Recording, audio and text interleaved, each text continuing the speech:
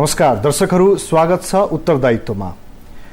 उत्तरदायित्वको आजको श्रृङ्खलामा हामीसँग सरकारका प्रवक्ता एवं सूचना तथा सञ्चार मन्त्री माधव पौडेल हुनुहुन्छ। मुख्यतया पछिल्लो समयमा सरकारले संविधान सभाको दोस्रो मिति घोषणा गरिसकेपछि एक खालको चुनावी माहौल बन्दै गएको छ देशमा। यद्यपि केही राजनीतिक शक्तिहरू चुनाव बहिष्कार गर्ने निर्णयसम्ममा पुगिसकेका छन्।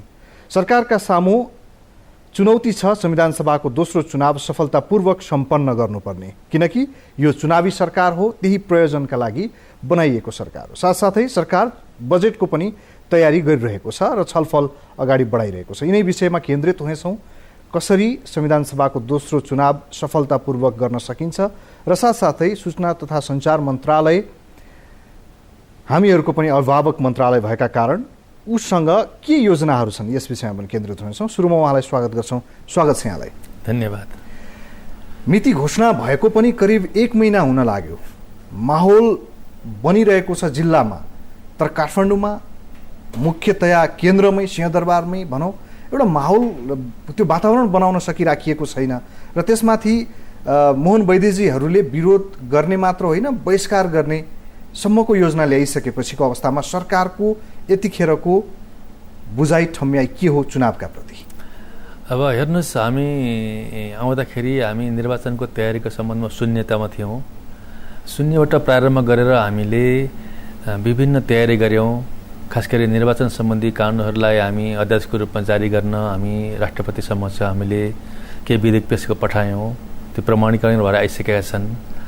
निर्वाचन आयोगको गठनताले पूर्णता पायो। त्यस पछाडि हामीले मतदाता नावली सङ्कलन गर्ने कार्यमा निर्वाचन आयोगसँग अनुरोध गऱ्यौँ। उहाँहरूले चाहिँ त्यो काम गरिराख्नु भएको छ, अझै पनि जारी छ त्यो विषय। नागरिकता वितरण गर्ने काम कारबाही पनि अगाडि बढ्यो। गृह मन्त्रालयले निर्वाचनको सुरक्षाको सम्बन्धमा आवश्यक तयारी गरिरहेको छ। जुन कुरो भित्र गरिरहेको छ भन्ने कुरा आइरहेको छ। त्यसपछि निर्वाचन क्षेत्र निर्धारण आयोग गठन भइसक्यो र हामीले मिति पनि तोकिसकेका छौँ।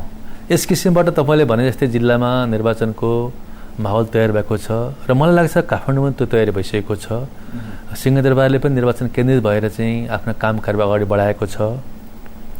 राजनीतिक दलहरूले पनि निर्वाचनको काम कारबाहीसँग अलिकति केन्द्रित गरेर आफ्नो कार्यक्रम तय गर्दै हुनुहुन्छ, जुन सार्वजनिक भइसकेको विषय हो।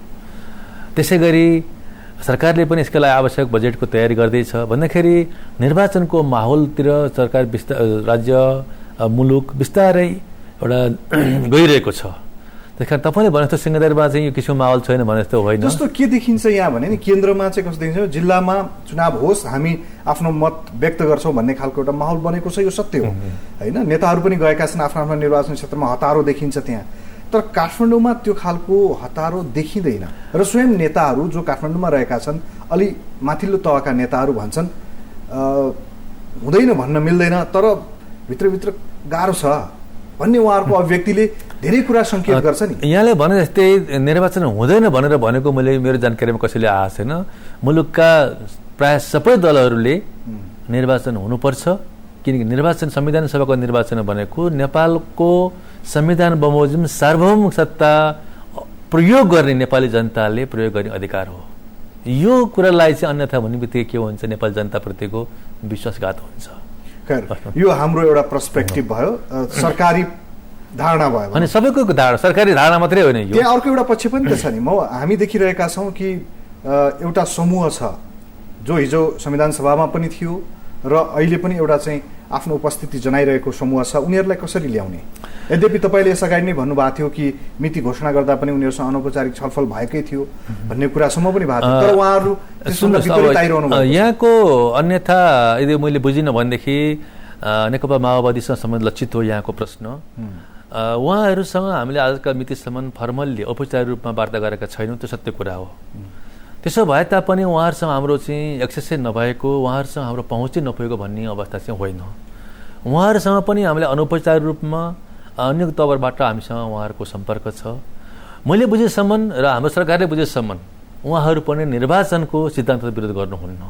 उहाँको सरकार गठन प्रक्रियाका सम्बन्धमा असहमति हो, विमति हो, केही रिजर्भेसन हो, जुन लोकतन्त्रमा स्वाभाविक रूपमा गर्न पाउनुहुन्छ। त्यसर्थ हाम्रो उहाँहरूसँग आग्रह छ कि उहाँहरूको असहमति विमति कुरा पनि हामी छलफल गर्न तयार छौँ। र जहाँसम्म निर्वाचनको प्रश्न छ, निर्वाचन बहिष्कार नै समस्याको समाधान होइन।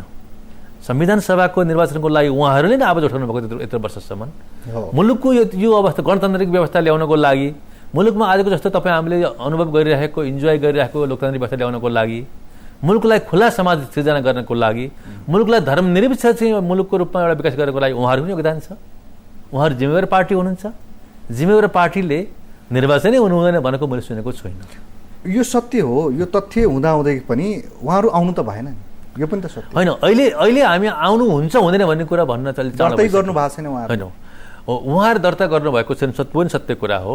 तर त्यसर्थ हाम्रो आग्रह छ उहाँहरूप्रति। उहाँहरूसँग के छ आग्रह भने निर्वाचनको लागि उहाँहरूले सहयोग गर्नु जरुरी छ, जुन उहाँको चाहिँ एउटा पनि एजेन्डा हो, उहाँहरू पनि चाहनुहुन्छ। त्यसर्थ सरकारको सम्बन्धमा, अहिलेको निर्वाचनको वातावरणको सम्बन्धमा अथवा प्रक्रियाको सम्बन्धमा कुनै किसिमको चाहिँ एउटा उहाँको ग्रिभान्सेस, असहमति विमति छ भने आउनुहोस्, टेबलमा बस्नु, छलफल गरौँ। सरकारले पुरा गर्न सक्ने कुराहरू सरकारले पुरा गरेर जानेछ। सरकारले पुरा गर्न नसक्ने अवस्था के रहेछ भने त्यो पनि हामी पछाडि उहाँहरूले अन्तर चाहिँ हामी जुन त्यो कुरा हामी स्पष्ट पार्न पाऊँ, यो कुरा हाम्रो चाहिँ बसभन्दा बाहिर विषय हो, यो संविधानलाई छुने विषय हो आदि भन्न सक्छौँ हामीले। उहाँहरू बहुत प्रबुद्ध हुनुहुन्छ। उहाँहरूलाई सरकारको लिमिटेसन के हो त्यो राम्रोसँग थाहा छ, संवैधानिक व्यवस्था के हो त्यो राम्रोसँग थाहा छ। त्यसर्थ हामी उहाँसँग औपचारिक रूपमा वार्ता गरेर कुन विषयमा, कुन बुँदामा, कुन एउटा चाहिँ उसमा कुरामा उहाँहरूको असहमति हो, के गर्नुपर्छ भन्ने कुरा हामी चाहन चाहन्छौँ। यसभन्दा अघिल्लो पटक माओवादीकै अध्यक्ष मोहन वैद्यसँग हामीले कुराकानी गरेका थियौँ यही कार्यक्रममा। उहाँले भन्नुभयो कि वार्ता गर्न हामी पनि सक्छौँ, तयार पनि छौँ, तर त्यसका लागि कम्तीमा पनि एउटा वातावरण तयार गर्नुपर्दछ सरकारले। यो सरकारले जुन अध्यादेश मार्फत जुन चाहिँ संशोधन गरेको छ संविधान, त्यसलाई खारेज गर्नुपर्दछ। त्यहाँ जान सक्छौँ हामी। एउटा कुरा तपाईँमार्फत के कुरा क्लियर गर्न चाहन्छु भने जुन बेला अध्यादेश भने तपाईँ भने बाधा अड्काउ फकाउ आदेश भन्नेको सन्दर्भ होला, जुन बेला बाधा अड्काउ फकाउ सम्बन्धी सम्माननीय राष्ट्रपति महोदयबाट 2069 साल चैत 1 गते जारी गरिएको आदेश थियो, बाधा अड्काउ सम्बन्धी आदेश, त्योभन्दा अगाडिको अवस्थामा मुलुक एउटा अत्यन्त एउटा गतिरोध, मुलुकमा गतिरोध अन्त्य भएको अवस्था थियो। मुलुकको निकास कुनै किसिमको सम्भावना नदेखेको अवस्था थियो। संवैधानिक व्यवस्था बमोजिम जनप्रतिनिधि रहेको शासन व्यवस्था मुलुकमा त्यो अवस्था थिएन। संविधान सभा विकट नभएको अवस्था थियो। संविधान सभाको नभइकन शासन व्यवस्था सञ्चालन गर्न सक्ने अवस्था रहेको थिएन। त्यस्तो अवस्थामा एउटा गतिरोध अन्त्य गर्नको लागि जे पृष्ठभूमिबाट जसरी यो कुरा भए तापनि एउटा मुलुकले निकास पाउनको लागि एउटा एभेन्युज अथवा एउटा चाहिँ एउटा मार्ग पाएको छ। त्यो मार्ग मार्फत हामीले संविधान सभाको निर्वाचनको तयारी गरिरहेका छौँ। यी सबै कुरा खाएर गरेपछि फेरि मुलुक त्यतातिर फर्किन्छ। गोलमेज सम्मेलन गर्नु पर्यो भन्दै हुनुहुन्छ उहाँहरू। यो ठुलो कुरो होइन, यो ठुलो कुरो गोलमेज सम्मेलन ठुलो कुरो होइन। तपाईँलाई म स्पष्ट गर्न चाहन्छु, हामीले आएपछि पनि एउटा विधेयकको सम्बन्धमा 2 पटक हामीले किसी किसिमको सर्वदलीय गोलमेज भन्नु, सर्वदलीय सम्मेलन जे भन्नुहुन्छ भन्नुहोस्, कुरा आखिर त्यही हो। सबै एकै ठाउँमा बसेर कुरा गर्नु परेमा। र त्यसमा हामीले संविधान सभा सदस्य निर्वाचन अध्यादेश सम्बन्धी जुन एउटा विधेयक थियो पछि अध्यक्षको रूपमा जारी भयो, त्यो विधेयकका सम्बन्धमा हामीले सबै पक्षको सहमति होस् र यो मार्फत हाम्रो चाहिँ सर्वदलीय सम्मेलन अथवा चाहिँ हुने प्रक्रिया प्रारम्भ होस्।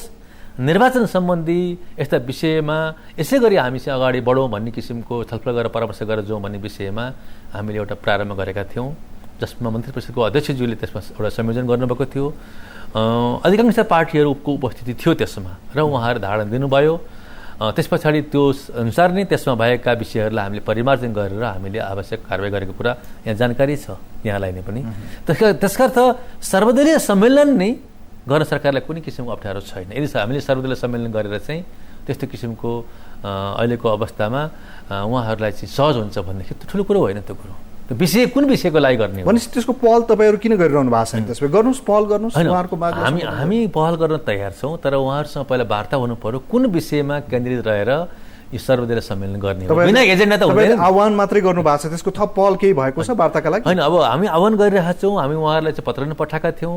उहाँहरूसँग भनौँ अनौपचारिक रूपमा हाम्रो पहुँच पनि भइरहेको छ, उहाँहरूसँग कुरा पनि गरिरहेका छौँ। वातावरण तयार भइसकेको छैन, सत्य कुरा हो। हामी औपचारिक रूपमा कुरा गर्न सक्ने अवस्थामा पुगेका छैनौँ। अथवा उहाँहरू चाहनुहुन्छ भने त हामी आजै तयार छौँ। हाम्रो मन्त्रीजीहरू तयार हुनुहुन्छ, सरकार तयार छ। उहाँले चाहनु मात्रै पर्यो। उहाँले चाहनुहुन्छ भने कुनै किसिमको एउटा हामीलाई किसिमको पूर्व शर्त हामीसँग छ। र एउटा कुरा के कुरा क्लियर गर्न चाहन्छु भने वार्ता, संवाद र छलफल भन्ने कुरोमै पहिला पूर्व शर्त राखेपछि वार्ता गर्न बहुत गाह्रो हुन्छ। यो कुरा तपाईँले बुझिदिनुपर्छ, तपाईँ जस्तो प्रबुद्ध पत्रकारले। भनेपछि अहिले त्यही अप्ठ्यारो परिरहेको छ, उहाँहरूको शर्त चाहिँ अगाडि तेर्सिरहेको छ। त्यो शर्त पनि उहाँहरूले हामीसँग फर्मल्ली भन्नुभएको छैन। मिडियामा भनेको कुरो बाहिर उहाँहरूले चाहिँ एउटा आफ्नो मन्तव्य दिने भएको कुरोलाई लिएर हामी पछि जाने कुरो नै भएन। उहाँहरूसँग फर्मली छलफल गरेर यो विषयमा त्यो औपचारिकतामा आउन सकेको छैन। त्यसै गरी उहाँहरूको अर्को एउटा बुँदा पनि छ, त्यसलाई पनि तपाईँहरूले कसरी लिनु भएको छ, सरकारले कसरी लिएको छ त्यो बताउनु होला। कि उहाँहरू भनिरहनु भएको छ देशमा चाहिँ विदेशीहरूको हस्तक्षेप बढी भयो, यो सरकार पनि त्यसै गरी गठन भयो। उहाँहरूले देशको स्वाधीनताको विषयमा प्रश्न उठाउनु भएको छ। कुन परिप्रेक्ष्यमा कुन कोणबाट यो उठाउनु भएको प्रश्न, यो प्रश्नको जवाफ मलाई दिन गाह्रो हुन्छ। कुन पर्सपेक्टिभमा, किनकि उहाँहरूको पार्टीमा संलग्न रहेका धेरै नेताहरू, आदरणीय नेताहरू चाहिँ धेरै पटक सरकारमा गएर बसिसक्नु भएको अवस्था छ। उहाँहरू धेरै हामीभन्दा अनुभवी हुनुहुन्छ। जति अनुभव उहाँहरूको राज्य व्यवस्था सञ्चालनको सम्बन्धमा छ, हामी ब्युरोक्रेटिक पर्सपेक्टिभबाट हाम्रो अनुभव होला, तर सरकार सञ्चालनको तर्फ भन्नु भनेदेखि हामीभन्दा अनुभवी उहाँ हुनुहुन्छ। कि विदेशीको हस्तक्षेप छ छैन, चलखेल छ आदि कुरा त उहाँहरूले भन्नुपर्ने कुरा हो। पर्टिकुलर यो विषयमा यसरी भयो भन्नुपर्ने कुरा हो। त्यस्तो अब्स्ट्र्याक्ट अमूर्त कुरा ल्याएर मात्रै गरेर हामी त्यो कुरो कसरी मैले चाहिँ जवाफ दिनु, त्यो कुरामा स्पष्ट भन्नु पऱ्यो, कङ्क्रिट रूपमा यो विषयमा भन्नु पऱ्यो। अब होला उहाँहरू त अनुभूति गर्नुभएको छ नि, त्यो कुरा चाहिँ एउटा चाहिँ सार्वजनिक गर्नु पऱ्यो, त्यसलाई चाहिँ एउटा स्पष्ट पार्नु पऱ्यो। तर अब्स्ट्र्याक्ट कुरा मात्रै गरेर भएन, त्यो सिद्धान्तका कुरा मात्रै गरेर भएन। अहिलेको यो गति हेर्दाखेरि अहिलेको तपाईँहरू जुन किसिमको उहाँहरूको अडानहरू हेरिरहनु भएको छ, पोखराबाटै उहाँहरू चाहिँ निर्णय गरेर आउनु भएको छ, त्यो उहाँहरू मात्रै होइन, उहाँहरूसँग चाहिँ अरू दलहरू पनि छन्। यदि मैले करेक्टली बुझेको छु भने, तपाईँलाई कति समय लाग्छ? करेक्टली बुझेको छु भने उहाँहरूले सरकारसँग वार्तै नगरी नीति अख्तियार गर्नुभएको छैन। उहाँले गर्छु पनि भन्नुभएको छ। त्यही यो सकारात्मक पक्ष हो, सुखद विषय हो यो। अब सरकार त्यसको लागि चाहिँ हामी प्रयत्नरत छौँ, उहाँहरूसँग हामी एप्रोच गरिरहेका छौँ। मेरो प्रश्न चाहिँ यो हाम्रो जुन गति छ नि, यसले कहिलेसम्म उहाँहरूलाई पनि ल्याउन सकिएला, अथवा उहाँहरू जाने नै भए पनि एउटा निर्णय त हुन सक्ला नि। ठ्याक्कै तिथिमिति एकै दिन यो दिन होला भन्नु त मलाई गाह्रो हुन्छ। हेर्नुहोस्, राजनीति भन्ने कुरो चाहिँ एउटा सम्भावनाको खेल हो, सम्भावनाको एउटा चाहिँ रुल अफ गेम, एउटा चाहिँ गेममा आधारित एउटा पोसिबिलिटी हो यो। त्यसकारण त्यसको लागि चाहिँ तुरुन्तै अहिलेसम्म भन्न गाह्रो हुन्छ। फेरि त्यसमा पनि एउटा कुरा के ख्याल गर्छु भनेदेखि नेपालका राजनीतिज्ञहरू, एउटा हाम्रो नेपालको परम्परै भइरहेको छ, ऱ्यासनल डिसिजन गर्नुहुन्छ, त्यो डिसिजन टाइममा नगरेर लेट आवरमा गर्नुहुन्छ, अन्तिममा चाहिँ निर्णय चाहिँ गर्नुहुन्छ, लेट आवरमा गर्नुहुन्छ। यो प्रक्रिया यसमा पनि लागु नहोला भन्न सकिन्न। त्यसर्थ हामी उहाँहरूसँग प्रयत्नरत छौँ, हामी अझै पनि तयार छौँ, भोलि पनि तयार हुन्छौँ। 24 घन्टा कुनै पनि टाइममा उहाँहरूले चाहिँ हामी वार्ता गर्न आउँछौँ भन्नुहुन्छ भने हामी आउन तयार छौँ, एप्रोच गरिरहेका छौँ। र मलाई विश्वास छ कि उहाँहरू जस्तो जिम्मेवार पार्टीहरूले निश्चित जिम्मेवारीपूर्ण ढङ्गबाट प्रस्तुत हुनुहुनेछ र उहाँहरूका कुरालाई चाहिँ हामी पनि सम्बोधन गर्न प्रयत्न गर्छौँ। यो पाटो यहाँ होला, उहाँहरू आए पनि नआए पनि संविधान सभाको मिति घोषणा भइसकेको छ, दोस्रो संविधान सभा चुनावको, र चुनाव त गर्नु पर्ला नि। त्यसको लागि यदि उहाँहरू आउनु भएन भने पनि त तयारी त केही गरेको होला नि। अहिले उहाँहरू आउनुहुन्न भन्ने कुरा कल्पना नगरौँ। मलाई अझै पनि विश्वास छ नेकपा माओवादी जस्तो जिम्मेवार पार्टी, जसले यो मुलुकको लागि धेरै परिश्रम गरेको छ, धेरै योगदान पुर्याएको छ, त्यस्तो पार्टी संविधान सभाको निर्वाचन जहाँ सार्वभौम जनताले चाहिँ आफ्नो अधिकार प्रयोग गर्न पाउने अवसर पाउँछन्, त्यस्तो अवसर गुमाउनको लागि, त्यस्तो अवसरबाट जनतालाई वञ्चित गर्नको लागि चाहिँ निर्वाचनमा भाग लिँदैन होला भन्ने कुरा हामी कल्पना नगरौँ। तपाईँ अहिलेको अवस्थामा भयो भने स्टेट त निरीह बनेर मागिराख्ने त कुरो भएन। अहिले नै उहाँहरू आउनु हुँदैन भन्ने कुरो चाहिँ कल्पना नगरौँ। अझै समय प्रशस्त छ, पार्टी दर्ता गर्ने पनि समय छ, उहाँहरूसँग वार्ता गरे पनि समय छ। अहिले हामी त्यो कुरा त्यो हाम्रो एजेन्डाभन्दा बाहिर विषय हुन्छ, सन्दर्भभन्दा बाहिर विषय हुन्छ। त्यो दिन आयो भने तपाईँले मलाई बोलाउनु होला, त्यो बेला जवाफ दिनु होला। अब सरकारको काम कारबाहीको कुरा गरौँ। अब चुनावमा तपाईँहरू उहाँहरूलाई ल्याउन प्रयत्नरत हुनुहुन्छ, तपाईँहरू ल्याउन सफल हुनुहुन्छ। महत्त्वपूर्ण एजेन्डा यही हो हाम्रो कामना पनि रह्यो। अब सरकारको यो दैनिक जुन कार्य सञ्चालन छ, तपाईँहरूले 100 दिनको उपलब्धिहरू पनि सार्वजनिक गर्नुभयो। तपाईँलाई के लाग्छ अहिले आम सर्वसाधारणको मनमा चाहिँ एक खालको मनोवैज्ञानिक धारणा विकसित भएको छ कि यो सरकार त्यति सबल छैन, यो सरकार त्यति बलियो छैन, यो जोसँग पनि सम्झौता गरिरहेको छ, सबै कुरा मानिरहेको छ, व्यवसायीहरूले झुकाइरहेका छन्, सबै कुरा एउटा अमुक यो देखिँदो रहेछ होइन तपाईँको के छ धारणा? अमुक कुनै एउटा कारणबाट अमुक कुनै कुरामा सरकारले कम्प्रोमाइज गर्यो भन्न सरकार सबल छैन, सरकार एकदम दुर्बल छ, सरकार कमजोर छ भन्ने कुरो मूल्याङ्कन गर्न मिल्दैन। एउटा कुनै अमुक घटनाबाट सरकारले गर्ने आफ्नो डे टु डे काम गरिरहेको छ। सरकार कसरी बसिरहेको तपाईँलाई थाहा छैन। सरकारका जम्मा दुईवटा एजेन्डा हुन्, धेरै होइन। एउटा जतिसक्दो चाँडो निर्वाचन, संविधान सभाको निर्वाचन सम्पन्न गर्ने मेन कुरा, हामी त्यसमा फोकस गरेर काम गरिरहेका छौँ। हाम्रो सम्पूर्ण प्रयास त्यसमा केन्द्रीकृत गरिरहेका छौँ। भने दोस्रो, नगरी नहुने डे टु डे शासन व्यवस्था सञ्चालन गर्न मात्रै सरकार जिम्मेवार छ। सरकारले यहाँहरूको अपेक्षा अनुसार चाहिँ ठुल्ठुला योजना ल्याउने, ठुल्ठुला एउटा दीर्घकालीन असर पर्ने कामहरू गरोस् भन्ने चाहना सपेको छ। मेरो पनि त्यो सरकारमा नआउन्जेलसम्म, तर हामीलाई त्यो किसिमको अहिले त्यति बेला म्यान्डेट पनि छैन र त्यति बेला हामी गर्न पनि त्यति हामी उत्साहित पनि छैनौँ। किनभने यो जनप्रतिनिधि भएको अवस्थामा गर्ने कुरा हुन् र अहिले हामी जनप्रतिनिधि नभएको अवस्थामा हामीले त्यति ठुल्ठुला कामहरू गरेर हामी दीर्घकालीन असर पर्ने काम गर्नु हुँदैन भन्ने कुरामा हामी अत्यन्त सचेत छौँ र त्यसकारण चाहिँ हामीले नगरी नहुने काममा मात्रै हामी केन्द्रित गरेका छौँ। निश्चय पनि जनअपेक्षा अनुसार, जनताका आकाङ्क्षा अनुसार धेरै थिए आकाङ्क्षा, ती पुरा गर्न सकेका हौँला। हामीले गरेको काम कारबाही सम्बन्धमा हामीले जस्तो यो पछिल्लो समयमा जनता आम सर्वसाधारणलाई जेले प्रत्यक्ष असर पार्छ त्यही कुरा नै गर्छन् उनीहरू। जस्तो ग्यास व्यवसायीहरूसँगको सम्झौता, त्यसमा कमिसन बढाउनु पर्ने कुरा, त्यसै गरी सुन व्यवसायीहरूसँगको सम्झौता, त्यसै गरी चाहिँ पानी व्यवसायीहरूसँगको सम्झौता गर्दा अरू पनि आन्दोलन गर्न आउँदैछन् रे तपाईँहरूकोमा? होइन, ठिक छ, आन्दोलन गर्न आउनुहोस्, तपाईँहरू पनि दिइराख्नु होला। होइन, आन्दोलन गर्न आउनुहोस्, आन्दोलन गर्ने जनताको अधिकार हो, तर सबै आन्दोलन नै सबै समस्याको समाधान होइन भन्ने कुरा पनि जनता बुझिसकेका छन्। त्यो कुरो पनि क्लियर गर्न चाहन्छु म। जहाँसम्म यी विषय तपाईँले उठाउनुको विषयहरू छ, ती विषयहरूमा भन्नुहोस्, अब पहिलाको भन्दा अवस्था अलिक फरक अवस्था हो। जस्तो भन्नु, सुन व्यवसाय सम्बन्ध पहिले अनुगमन कहिले गरिएकै थिएन। अनुगमन गर्ने सरकार आएर गरेको हो नि त। त्यो पनि तपाईँले कुरा बुझिदिनु पर्ने हुन्छ। प्रारम्भमा केही गर्दाखेरि केही कुरा अलिकति ल्याकुनाइजहरू, केही कुराहरू चाहिँ तलमाथि भयो होला। प्रारम्भको अवस्थामा छौँ हामी व्यवस्थालाई नियमन गर्नको लागि। त्यो एउटा कुरा ख्याल राख्नु, सरकार नियमनकारी भूमिका निर्वाह गर्नलाई सरकार पछि हट्दैन। यो सरकार यसमा दृढ छ, यसमा समझौता गर्दैन। मान्छे जनताको मनमा जुन शङ्का छ त्यो होइन। त्यो शङ्का चाहिँ अब भनौँ कति कुरा कमजोरी भयो होला नि, त्यसलाई भएन भन्दिनँ म। तर सरकारको नियत खराब छैन। सरकार चाहिँ यसरी झुक्दै जाने अवस्था हुन सक्दैन। त्यो बेला चाहिँ कस्तो भने अब अहिले चाहिँ अब सरकारको ध्यान चुनावमा छ, अब आफ्नो आफ्नो माग पुरा गराइहालौँ, यो सरकारबाट सबै चिज गराइहालौँ। धेरै व्यवसायीहरूको, धेरै उद्यमीको त्यस्तो चाहिँ होला, धेरै चाहिँ स्टेक होल्डरको त्यस्तो धारणा राखेको होला। तर उहाँहरूलाई के बुझिदिनुपर्छ भने यो सरकारको पनि केही सीमा छ, यो सरकार त्यस्तो काम गर्दैन। त बुझिदिनुपर्छ उहाँहरूले, किनकि हामी यसमा चाहिँ अत्यन्त सचेत छौँ। यसमा कुनै किसिमको कम्प्रोमाइज हुँदैन। अब अलिकति तपाईँको आफ्नै मन्त्रालय होइन, मुख्यतया केन्द्रित भएर सूचना तथा सञ्चार मन्त्रालयको कुराकानी गरौँ। केही नयाँ योजनाहरू आउँदैछन् सञ्चार मन्त्रालय मार्फत? तपाईँ केही चिजहरू गर्दै हुनुहुन्छ अहिले? नयाँ त्यस्तो किसिमले तपाईँले बजेट मार्फत केही आउँदैछ? नयाँ योजना मार्फत त्यस्तो किसिमको एउटा सूचना तथा सञ्चार मन्त्रालयसम्म त्यति आउने अलि त्यति परिस्थिति पनि छैन, ती आउने कुरा पनि छैनन्। दुई तिनवटा काम मैले प्रयत्न गरिरहेको छु काम गर्नको लागि। एउटा काम द्वन्द्व पीडित जुन पत्रकारहरू थिए, जुन पहिलेदेखि भन्दै आउनुभएको थियो उहाँहरूले, द्वन्द्व पीडित पत्रकारको लागि एउटा केही यस्तो राहत व्यवस्था होस् जसले गर्दाखेरि द्वन्द्वमा परेको पत्रकारहरूलाई चाहिँ केही रिलिफ अथवा राहत गर्ने सक्ने व्यवस्था होस् भन्ने थियो। त्यसको लागि एउटा निर्देशिका तयार गरेर अर्थ मन्त्रालयले पनि त्यो कुरा सकारात्मक भएको छ। एउटा निर्देशिका अहिले क्याबिनेटमा विचाराधीन अवस्थामा रहेको छ। त्यो पास भएपछि त्यो लागू हुन्छ, मलाई लाग्छ साउन 1 गते लागू हुन्छ जस्तो लाग्छ मलाई।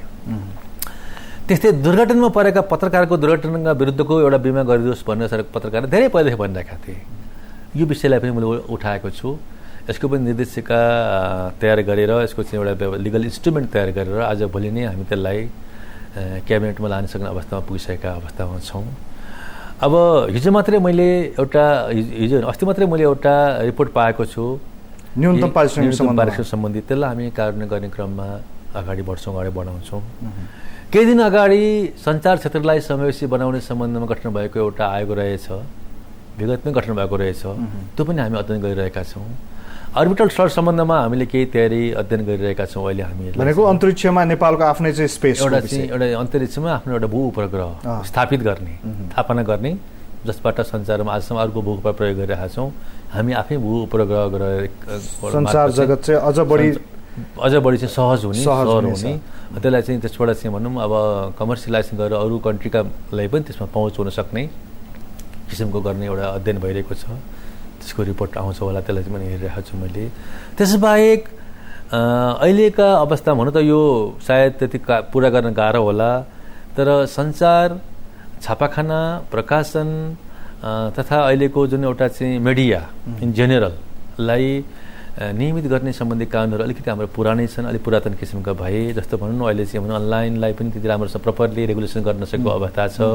यी सबै समस्या आएका छन्। तपाईँले ठिकै कुरा भन्नुभयो। यिनलाई नियमन गर्नको लागि अहिलेको सञ्चार, छापाखाना र प्रकाशन सम्बन्धी कानुनमा के कस्ता सुधार गर्नुपर्छ भनेर हामी अध्ययन गर्नलाई चाहिँ एउटा अध्ययन गर्नुपर्छ भन्ने विषयमा पुगिरहेका छौँ।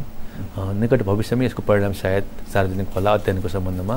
अनि त्यसले एउटा कुनै यो विषयमा यसरी संशोधन गर्नुपर्छ, यसो किसिमको हुनुपर्छ, यस्तो रेगुलेटरी फङ्सनलाई यसो गर्नुपर्छ र यो विषयमा संस्थागत सुधार, कानुनी सुधार र नीतिगत सुधार हुनुपर्छ भनेर उसले रिपोर्ट दिएपछि हामी त्यसको चाहिँ तयारी गर्छौँ र आउने सरकारले त्यसलाई चाहिँ कार्यान्वयन गर्छ होला भन्ने लागेको छ मलाई। अहिले मोटामोटी रूपमा मैले मङ्सिरसम्मको कार्यतालिका चाहिँ यतिसम्म जान सकिन्छ भन्ने तपाईँलाई लागेको छ? हजुर, तयारी गरिरहेका छौँ हामीले। अब 2-3 महिना भयो, हाम्रो धेरै टाइम पनि छैन, धेरै ठुलो महत्त्वकांक्षी कार्यक्रम पनि हामीले तयार गर्नु भएन। जुन कुरा अचानक आएको फेरि जाने बेला पनि हुन लाग्यो। निर्वाचन भएपछि असारमा भइदिएको भए त झन् यतिखेर त राम्रै हुन्थ्यो, गइसक्नु राम्रै हुन्थ्यो। नेपाली जनताले एउटा संविधान सभा पाउँथे, त्यसकारण एउटा चाहिँ संविधान बनाउन सक्ने एउटा अवस्था सिर्जना हुन सक्थ्यो, त्यो हुन सकेन।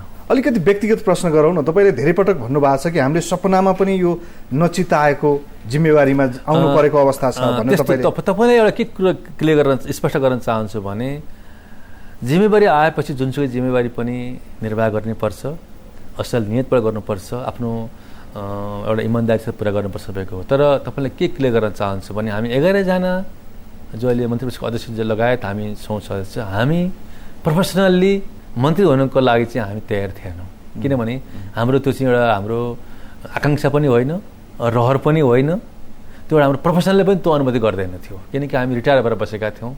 अध्यक्ष त एउटा प्रधान न्यायाधीशको रूपमा आफ्नो कार्य सम्पादन गर्दै हुनुहुन्थ्यो उहाँ।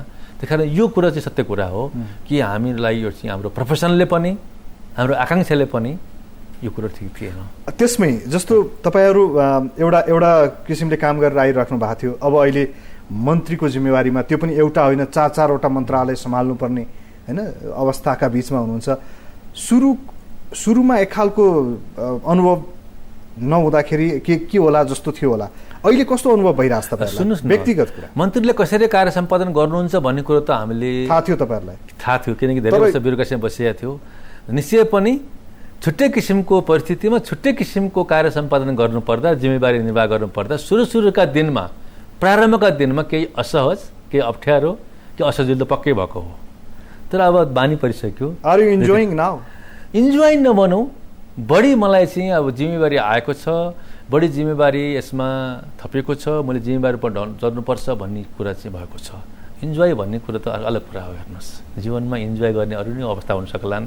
यति धेरै जिम्मेवारी लिने कसरी इन्जोय गर्ने, यसलाई कसरी मैले चाहिँ सहज ढङ्गबाट सम्पादन गर्छु भन्ने कुरा मलाई चिन्ता। अर्को एउटा परिस्थितिको तपाईँहरूले कल्पना गर्नु भएको छ कि छैन? मङ्सिर महिनाभित्र भनिएको छ, त्यसभन्दा पछाडि यदि जाने अवस्था भयो भने पनि हामी त्यो कल्पना गरेका छैनौँ, गर्नु जरुरी पनि छैन।